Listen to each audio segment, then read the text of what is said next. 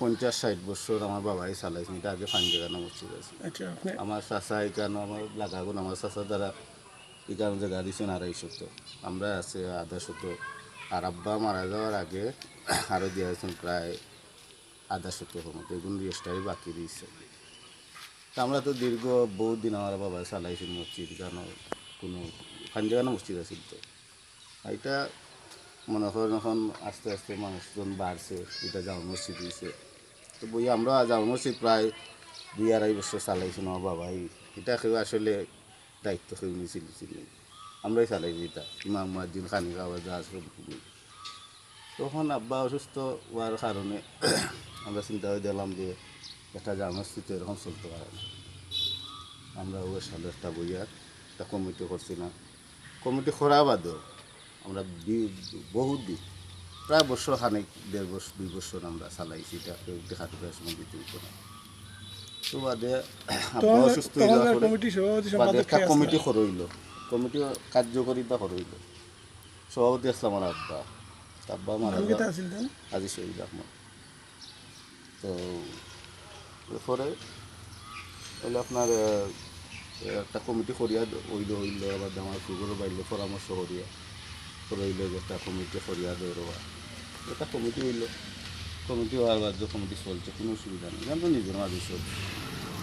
মসজিদে চিন্তা ভাবনা করলে আগে মসজিদটা ছোটো মসজিদ বড় করা যায় চিন্তা ভাবনা করছে, এই যাই হোক মসজিদটা বলছে একতলা পর্যন্ত। একতলা হওয়ার পরে ওটা দেখবেন শুক্রবার একটা মানে ওইটা সুতোয়াটা তো ঝামেলা এটা মীমাংসা হয়েছে। এবং যারা আসছিল বর্তমানে আমি হইলাম মসজিদের কোষাধ্যক্ষ, সাবেক কোষাধ্যক্ষ, ওখানেও বর্তমানে বারপ্রাপ্ত যারা আছে, আমার নাম মুজিবুর রহমান, আমি হইলাম সাবেক কোষাধ্যক্ষ।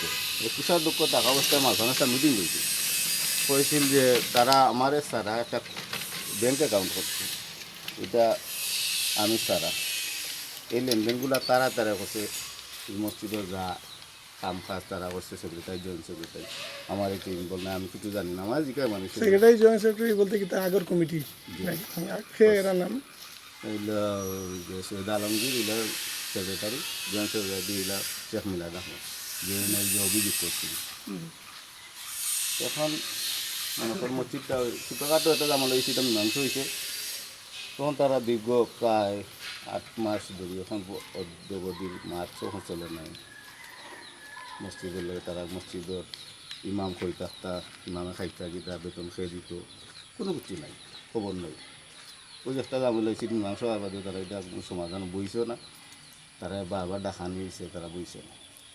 তখন তো এই যে এখন আগের যে মনে করেন সভাপতি আসলে এখন এই জাতির ভাই লাগা করো তাই না, আমার একটা হইলে আরে ভাই এখন মসজিদ এটা যে এরকম ইমামদিন তাক্তা খাইবা কোনো খাবা কোনো নাই, মসজিদটা চলবো কিলা অনুপস্থিত হয়তো প্রয়োজন একটা দায়িত্ব নিয়ে এখন চালাও বারপ্রাপ্ত হিসাবে, তো ওই হিসাবে বারপ্রাপ্ত হিসাবে চলে রাস্তা আশপাশ আমরা হঠাৎ করি মনে হয় সপ্তাহখানেক আগে একটা অভিযোগ হয়েছে আমরা দুজনের নামে, যে একটা অ্যাকাউন্ট করে হয়ে গেছে, একটা কমিটি করে হয়ে গেছে, তারা ফানে মারার হুমকি দেবো হয়েছে। আচ্ছা এখন ভাই ওই যে যে কমিটিটা আপনারা করছেন কইরা আর ব্যাংক অ্যাকাউন্ট যেটা করছেন নতুন, এই বিষয়ে কিন্তু আপনারা কোনো রেজুলেশন করছেন কিনা? জি অবশ্যই রেজুলেশন করা আছে, ব্যাংক অ্যাকাউন্ট করা মানে হইল যে আগে মনে করেন আমরা জিআরএ আবেদন করা আছি, জেলা পরিষদের একটা আবেদন করা আছে, আগে কমিটি থাকা একটা অ্যাকাউন্ট তো আছেই, একটা অ্যাকাউন্ট জি ওই যে তারা যে 7 মাস 2 জেলা পরিষদ যে একটা অনুদান আইছে এরা খবর দিছে, এখন যারা সেইটা খবর লোন না, তখন আমরা জেলা পরিষদে গেছি, যেহেতু এখন বর্তমানে আমরা সালারা জেলা পরিষদে আমরা এটা হচ্ছে ডকুমেন্টস চাইছি, মসজিদের কাগজপত্র হই, সেক্রেটারি হই, সভাপতি হই, যারা লোক যোগাযোগ করেছে তারা কইছে মসজিদ গুল্লায় যাক, তারা এটা জানে না, তা অব্যাহত নিছে।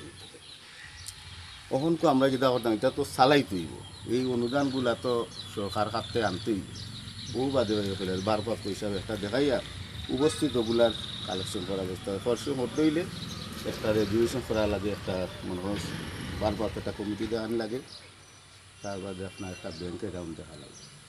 আপনার কইতাছে এটা মসজিদের উন্নয়নের স্বার্থের কারণেই আপনারা অ্যাকাউন্ট করছেন? মসজিদ তার একটা প্রতিষ্ঠান তো অচল থাকতে পারে, একটা প্রতিষ্ঠান কি বন্ধ থাকবো না, 2-1 জন গেলে থানার যে অভিযুক্ত হয়েছে এ বিষয়ে আপনি কিতা কইবা? থানার যে একটা মিথ্যা অভিযোগ করেছে, আমরা এখানে জেরাই আইছি মুসল্লি সকলের লগে বইয়ে আমরা একটা আলোচনা করছি, প্রায় 30-35 জনের সিগনেচার আছে, এটা মিথ্যা অভিযোগ, যার উপরে অভিযোগ হয়েছে। আমি এলাম কুষাধ্যক্ষ, সাবেক কুষাধ্যক্ষ, এখন বর্তমানে কুষাধ্যক্ষ। আমার পূর্বর ভাই এখন সরকারি আপনার কর্মকর্তা, কিতা নাম তার? কামরুল ইসলাম। উনি তা যেদিন অভিযোগ হয়েছে, ওনার ডিউটি হইল রাত বিকাল 2টা থেকে রাত 10টা পর্যন্ত। উনি রাজনগর ডিউটি করে, কিতা করেন এনে ওই যে ফুড অফিসও চাকরি করে, ওনার বদলিছে রাজনগর টাইম। কিন্তু অভিযোগ হয়েছে উনি 7:30 দিকার সময় এই যে সম্পাদকের লগে খারাপ ব্যবহার করছেন, ওনারে মারার হুমকি দিচ্ছেন। এটা একটা মিথ্যা ভিত্তিহীন কথাবার্তা। আপনারা আমরা রেজুলেশন আছে, আমরা যে বর্তমান সদস্য সকল আছে, এরা দেখলে আপনারা বিস্তারিত বুঝতে পারবা। বা আমরা রেজুলেশন ঠিক আছে ভাই, ধন্যবাদ। আমরা আপনার মত। এই সেক্রেটারি হোসেন মসজিদের ভিতরে তাই 3বার হইলেন পদত্যাগ করে দিয়েছেন। আমরা কইছি যে আপনি আপনার ডকুমেন্টগুলো লিয়ে এসে গীতা লিয়ে পদত্যাগ, কোনো অসুবিধা নেই। আজ পর্যন্ত 40 লক্ষ টাকা কাম হয়েছে মসজিদের, কোনো হিসাব কিতাব নাই, কোনোদিন আচ্ছা, এখন করছেন না তার কত টাকা কাম হয়েছে, এখন মসজিদের কীভাবে গেছে। ইমাম সাহেব এবং মুয়াজ্জিন কার জিম্মায় আছেন? আমরা একটু বেতনের আপনার রেজিস্ট্রেশন খাতা আছে, বেতন রেজিস্টার আছে, মাসে মাসে কীভাবে বেতনের আমরা সব এটা কত মাস ধরে আপনারা এভাবে দেইরা? প্রায় 8 মাস ধরে। সাবেক কমিটি যেটা কইতাছে এরা কোন কুজব নিছেন, এরার কাছে কি তা কোনো বারবার চেষ্টা করেছে, বললাই চেষ্টা করেছে, তারা কইছে যে মসজিদ গুল্লা যাই, তো মসজিদ সম্বন্ধে তারা জানে না। প্লাস 7 মাস ধরে 8 আচ্ছা, মাস এখন ধরে তারার প্রায় অভিযোগের 1 বছর কারণে? ধরে এই সদস্যগুলা কোনো মসজিদের কোনো বেতন দেয় না। তারপর একটা রমজান মাস এখন তারা টেকা টুকা কিচ্ছু দেয় না। তারার অভিযোগের কারণটা কি? তারার অভিযোগের কারণটা কি? তারা অভিযোগ যে তারা যে মনে করছে যে আল্লাহর ঘর মনে হয় এটা তালা মারিয়া মনে হয় রাখি দিব, আমরা যেহেতু গেছি কি মনে হয় এরা চালাইতে পারতো না, চালাক না দেখি আমরা মজা দেখি। শেষ পর্যন্ত রমজান মাস পর্যন্ত দেখছেন যে রমজান মাসটা আনি চালাইতে পারেন দেখি, আমরা এসে তো আবার লাগবো, তখন আল্লাহর ঘর তো বন্ধ থাকতো না। আল্লাহ একজন। ভাই নামটা কিতা কইছিলা? আমার নাম মুজিবুর রহমান, আমার নামে অভিযোগ দেওয়া হয়েছে। আমি বর্তমান আগের কোষাধ্যক্ষ, আর ওই মসজিদের নামটা কিতা? মসজিদের বাইতুল নূর জামে মসজিদ। ধন্যবাদ।